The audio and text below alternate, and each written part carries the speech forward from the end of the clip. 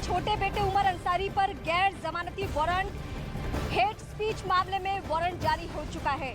मुख्तार अंसारी का छोटा बेटा उमर अंसारी जिसका नाम है, उस पर गैर जमानती वारंट हेट स्पीच के मामले में, यानी उसने भड़काऊ बयान दिया था, हेट स्पीच दिया था, गैर जमानती वारंट जारी हो चुका है।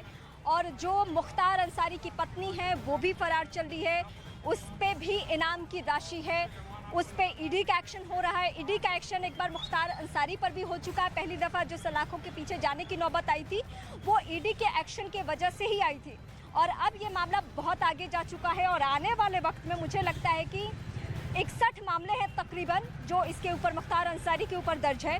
शायद उसे रीओपन किया जा सकता है, शायद ऐसे मामले जिसमें सज़ा नहीं हुई है। तो अलग अलग वक्त में गैंगस्टर एक्ट लागू हो चुका है इसके ऊपर, अब उसमें सज़ा सुनाई जानी है, उसमें फैसला आना बाकी है। उन सबको एक एक करके वो फैसला आएगा भी।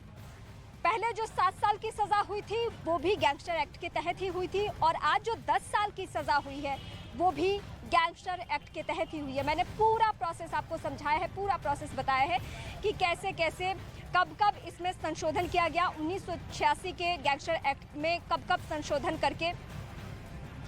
और इस वक्त जो मैं बड़ी जानकारी आप दर्शकों तक पहुंचा रही थी कि मुख्तार अंसारी के बेटे उमर अंसारी को लेकर हेट स्पीच के मामले में एक वारंट जारी हो चुका है। मैं सीधे अपने सहयोगी अमित का रुख करूंगी। अमित, इसकी और डिटेल जानकारी आप दर्शकों को बताइए। दरअसल मऊ की जिला अदालत ने मुख्तार अंसारी के जो छोटे बेटे हैं उमर अंसारी, उसके खिलाफ गैर जमानती वारंट जारी किया है। और ये पूरा मामला जो है हेट स्पीच से जुड़ा हुआ ये पूरा मामला है।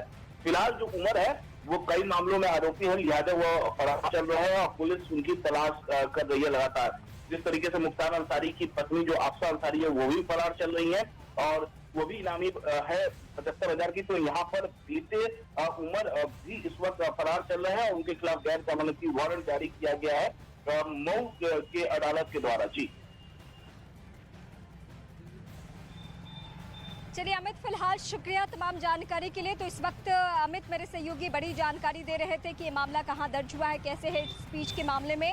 हेट स्पीच की ही जो मैं बातें बता रही थी तो अफजाल अंसारी के बारे में भी आपके सामने मैंने जिक्र किया था कि अफजाल अंसारी के भी आए दिन के जो बयान है उसको मैं दोहरा नहीं सकती। वो सीएम योगी आदित्यनाथ को लेकर सीधे बयान देते हैं, और इत्तेफाक देखिए कि इसी जगह से, हालांकि ये मुझे बिल्कुल आप दर्शकों के सामने बताना चाहिए कि जिस गोरखपुर और जिस पूर्वांचल के पूरे बेल्ट, गाजीपुर और ये सब इलाके के बारे में बात कर रही हूँ, तो इसी एरिया में से ताल्लुक है सीएम योगी आदित्यनाथ का भी। वो गोरखपुर में ही रहे, मठ पे रहे, वहाँ से उन्होंने सियासत में कदम रखा।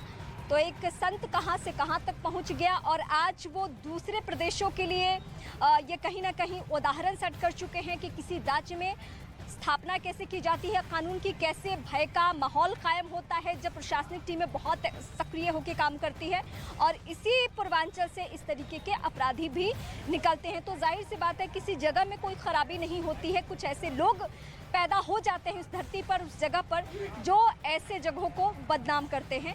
यही हाल है इन जैसे लोगों का भी जिनके बारे में इस वक्त हम बात कर रहे हैं। हालांकि आशंका बहुत ज़्यादा थी और कुछ लोग यहाँ पे इकट्ठा भी हुए थे इस पूरे एरिया में, पूरे परिसर में, लेकिन मैं सुबह से ही अपने दर्शकों को दिखा चुकी हूँ कि यहाँ चप्पे चप्पे पर पुलिस बल की तैनाती है। ये फैसला आने के बाद भी अगर किसी को ये गलतफहमी है कि यहाँ पे हो हंगामा आप कर सकते हैं, यहाँ पे आप आके नारेबाजी कर सकते हैं, या आप मुख्तार अंसारी या फिर अफजाल अंसारी के लिए नारेबाजी कर सकते हैं, ऐसा बिल्कुल नहीं हो सकता है।